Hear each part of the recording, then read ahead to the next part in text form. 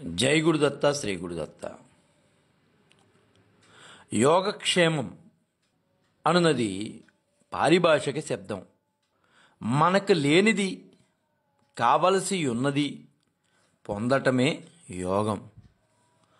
మరి ఉన్నదాన్ని కాపాడుకోవటం క్షేమం.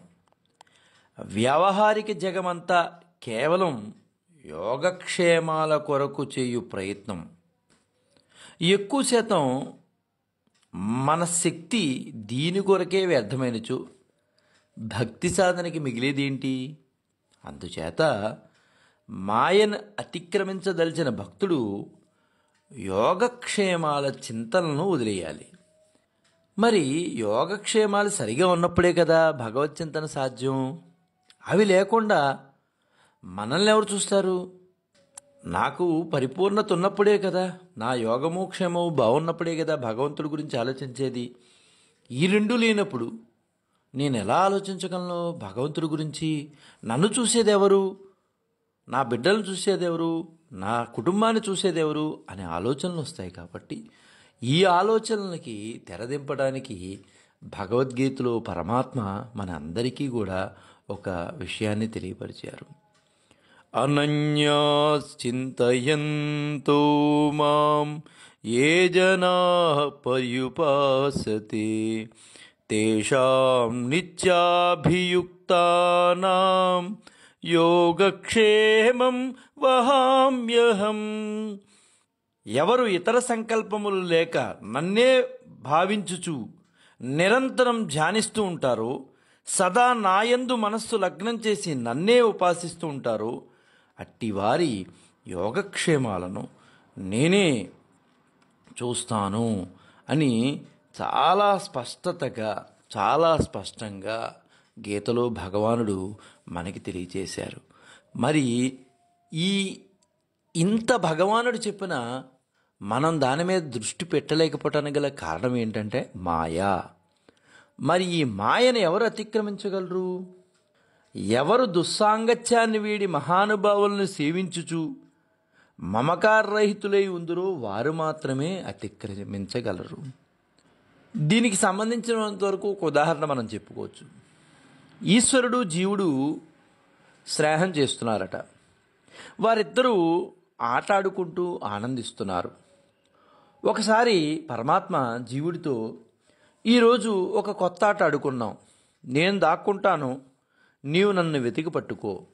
దానికి జీవుడు సరే అని అన్నాడట. అత్యంత సుందరమైన ఆ మాయాజాలమునందు చిక్కుకొని అందులీనమైన జీవుడు ఆట యొక్క ముఖ్య ఉద్దేశాన్ని మరిచి ఈశ్వరుని మర్చి ఈ ప్రపంచం అంతా తిరుగుతున్నాడట. ఇప్పుడు జరిగే పరిస్థితి, మనందరి పరిస్థితి ఇదే. ఈశ్వరుని పొందవలనన్నా, అంటే పరమాత్మని పొందవలనన్నా జీవిత లక్ష్యాన్ని మనం మర్చిపోయాం.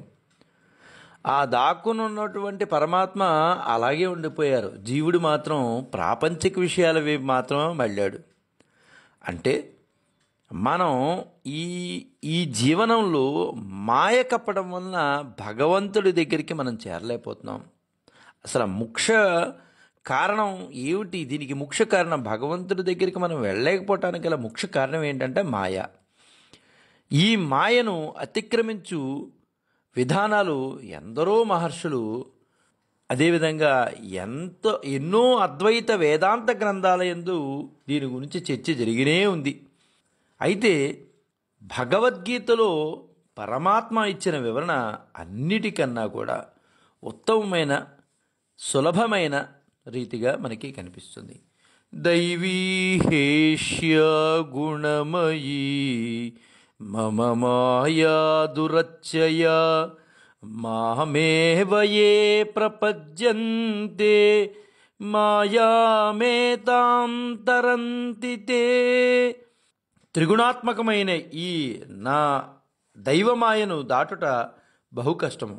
కానీ నన్ను ఎవరైతే శరణజొచ్చారో వారు అందరూ కూడా ఈ మాయ నుంచి బయటపడగలరు అని పరమాత్మ మనకి గీత ద్వారా మరో సందేశాన్ని మన అందరికీ కూడా వారు తెలియజేశారు.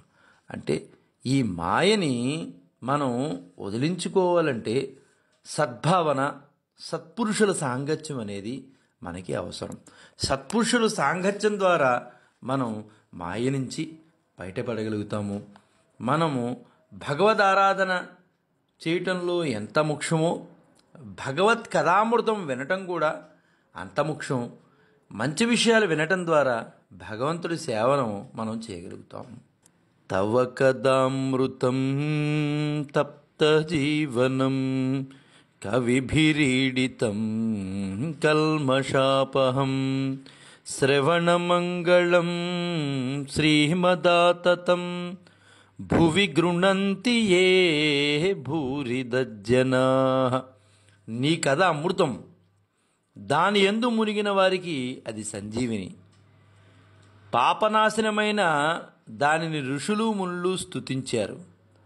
దాన్ని శ్రవణం శ్రేయస్కరం, వైభవపూరితం కూడా.